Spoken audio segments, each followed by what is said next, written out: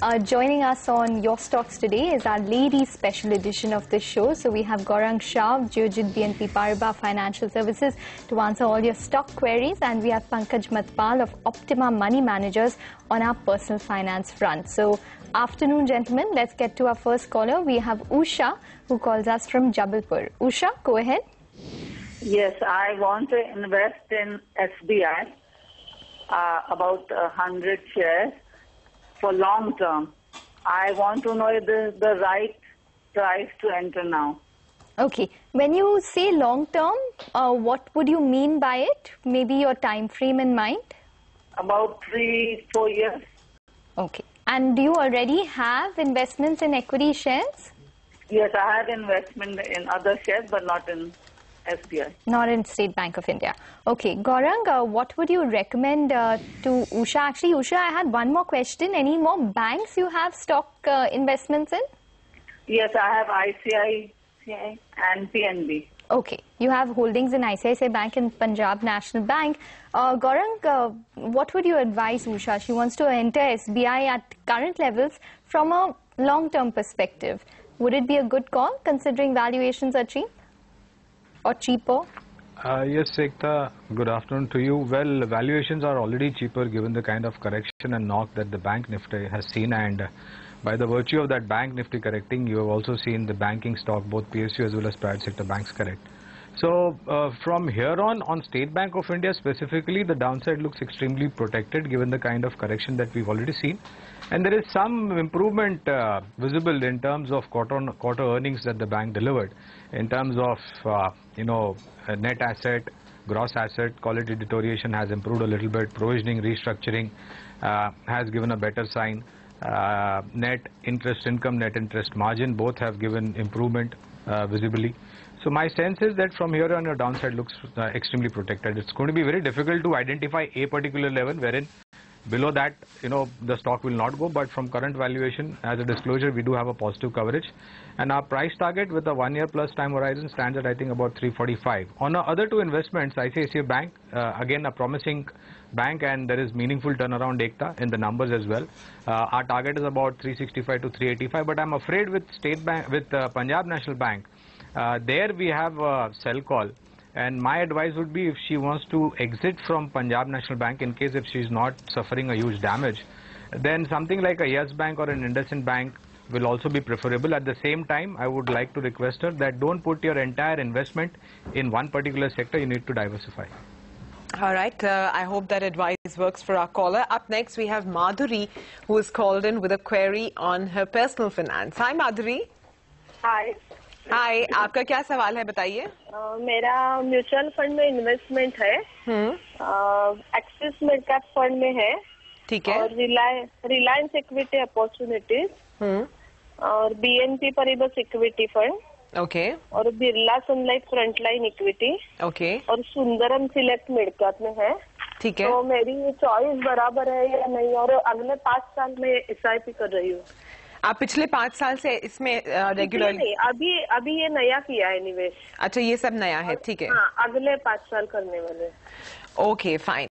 So, Pankaj, she listed out her funds, and I'm sure you've received those funds as well. Do you think this is the right combination and the right approach that she has? She's looking to continue investing for the next 5 years at least. And if you could answer in Hindi, please. देखिए, आपका जो time horizon है वो तो अच्छा है, आप 5 साल के लिए निवेश करना चाहती हैं, लेकिन आपके फंड में थोड़ा सा बदलाव का मैं सुझाव दूंगा. उसके 2 वजह हैं. एक तो जो फंड है वो उनकी परफॉर्मेंस थोड़ी अच्छी नहीं है. दूसरी वजह यह है कि आपके पोर्टफोलियो में मिड कैप फंड ज़्यादा हैं.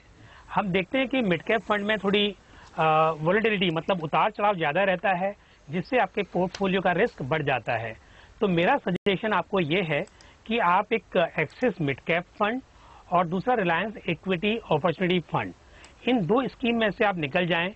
इसकी जगह पर एक आप Franklin India high growth companies fund, जो कि एक मल्टी कैप फंड है और काफ़ी अच्छा प्रदर्शन रहा है इसका, अपनी कैटेगरी में ये बहुत ही अच्छा फंड है. आप इस फंड में एसआईपी स्टार्ट कीजिए. और उसके अलावा एक आप मिड कैप में ICICI prudential value discovery fund, इस फंड में आप निवेश कर सकती हैं. ये एक अच्छा फंड है. तो मेरा सुझाव ये होगा कि थोड़ा सा चेंज आप कीजिए, क्योंकि आपका टाइम होराइजन काफ़ी लंबा है और आप अच्छे उद्देश्य से निवेश करना चाह रही हैं। थोड़ा सा जो सजेशन मैंने दिया है इसको आप अपने पोर्टफोलियो में इनकॉर्पोरेट कीजिए, और ताकि आप अच्छा पैसा बना सकें। Okay, well, that's a personal finance query, but let's get to another stock query. We have Sheetal who calls us from Pune, and she has a query on Ken India. Sheetal, go ahead. Yeah, ma'am, I have a 180 shares at the rate of 255. Okay. Now I need to know, should I sell it off and move it to HPCL or coal? And there is some news on with Vedanta. I really don't know about the news. I need to know what is this or merger about with Vedanta, how it will help me. Okay, and your buy price was 255. Correct, ma'am. Sure. Gaurang, what would you recommend to Sheetal? Her apprehensions are quite evident in the fact that, we've seen these dynamic reactions which have taken place this week itself for Ken India on the pros and the possible cons of the merger or the likely merger with Vedanta. And in fact, we do learn, or CNBC TV 18 learns that there could be a meeting this Sunday itself to possibly mull it.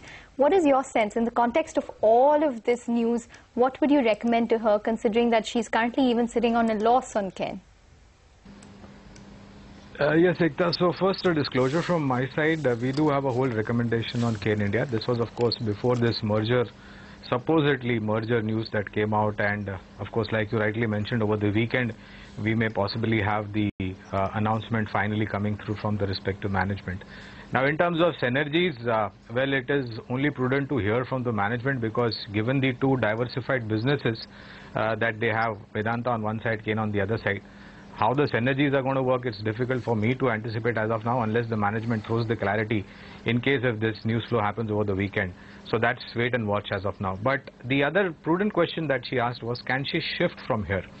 Well, my sense is that if she's willing to take that loss, then the options that she has asked, BPCL and Coal India, again, as a disclosure, we do have a positive coverage on both of them. On BPCL, we have really recently upgraded our targets from current levels to about 890. And on Coal India, in case if you are getting invested, then you need to have at least 1.5 to 2 year plus kind of time horizon, because the kind of activity that Coal India is involved into mining coal, that's a long gestation period. Here again, we have a target of about 435. But on Ken India, I think it's your call. If you want to stay invested post the merger, in case if some positivity emerges and you get a pullback, and of course, a lot will depend upon the swap ratio as well. So that's again a big question mark. But in case if you want to sell out, I think BPCL and Coal India, either of them are good options. All right, so that's the advice for you, Sheetal. I hope you've been listening to everything Gaurang has said. That's going to hold you in good stead. Let's